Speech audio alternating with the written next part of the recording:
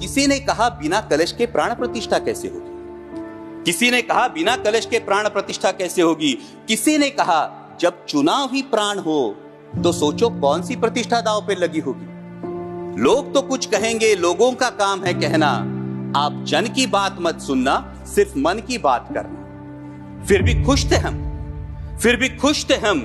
500 साल का सपना जो पूरा हो रहा था, हमारे अंदर का हिंदू भी पूरी तरह से जाग गया था। तो चल पड़े अयोध्या की ओर, राम लल्ला की दर्शन की आस लगाए। चल पड़े अयोध्या की ओर, राम लल्ला के दर्शन की आस लगाए। जो सामने नजारा देखा वो देखकर दंग रह गए। वो 3 मंजिलें, 400 खंबे, 32 सीढ़ियां, जय श्री राम का नारा लगाते हुए हम सीढ़ियां चढ़ने लगे।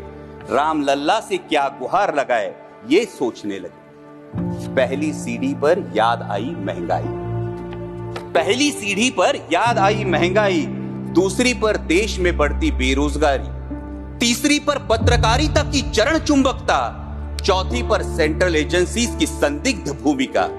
हर सीढ़ी पर कुछ न कुछ याद आ रहा था, हर सीढ़ी पर कुछ न कुछ याद आ रहा था। कहीं 15 लाख का जुमला, कहीं किसानों का आक्रोश था, कहीं महिला कुश्तीगिरों की वेदना थी, कहीं सालाना 2 करोड़ रोजगारों का वादा था, कहीं बढ़ती सांप्रदायिकता थी, तो कहीं चुनिंदा पूंजीपतियों पर मेहरबान हमारी सरकार का चेहरा था।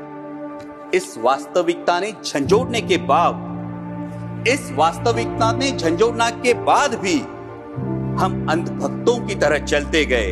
होश तो तब संभाला जब राम लल्ला के दर्शन हुए। हमें नतमस्तक देख राम लल्ला मुस्कुराते हुए बोले, हमें नतमस्तक देख राम लल्ला मुस्कुराते हुए बोले, मैं कल भी था, आज भी हूं, कल भी रहूंगा। जितना इस मंदिर में हूं उतना ही तुम्हारे मन में रहूंगा।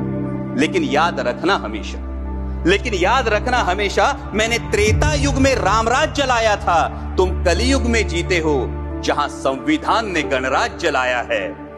धर्म समाज का किनारा जरूर है, धर्म समाज का किनारा जरूर है, लेकिन देश एक बहती धारा है।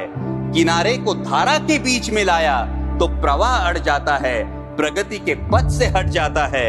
इसलिए धर्म का ठेकेदार नहीं, पहरेदार बनना चाहिए। इसलिए धर्म का ठेकेदार नहीं, पहरेदार बनना चाहिए। तुम रहो न रहो, वो रहे न रहे, ये देश रहना चाहिए, देश का संविधान रहना चाहिए, देश का लोकतंत्र रहना चाहिए, ये देश रहना चाहिए। जय हिंद, धन्यवाद।